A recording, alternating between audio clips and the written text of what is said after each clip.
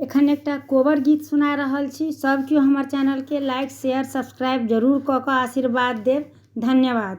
जय मिथिला जय मैथिली। एक रात में दो कोबारी बनी, एक नैहरी में एक सासुरी में।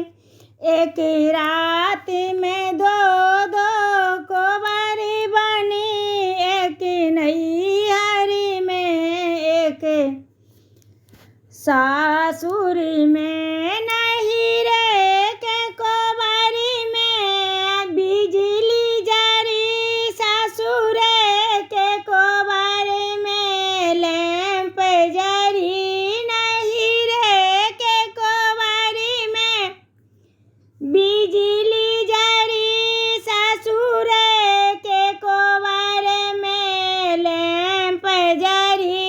एक रात में दो कोबार बनी, एक नैहर में एक सासुर में।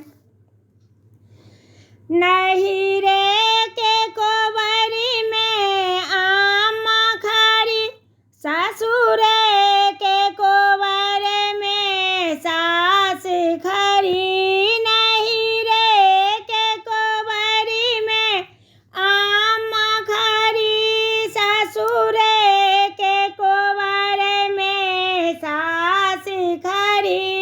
एक रात में दो कोबार बनी, एक नैहर में एक सासुर में। नहीं रे के कोबारी में भाभी खरी, सासुर के कोबारे में गोतनी खरी। एक रात में दो कोबार बनी, एक नैहर में एक सासुर में।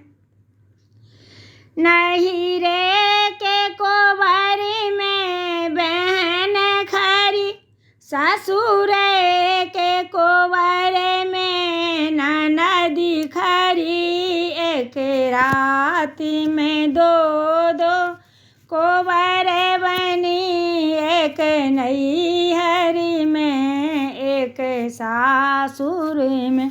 धन्यवाद।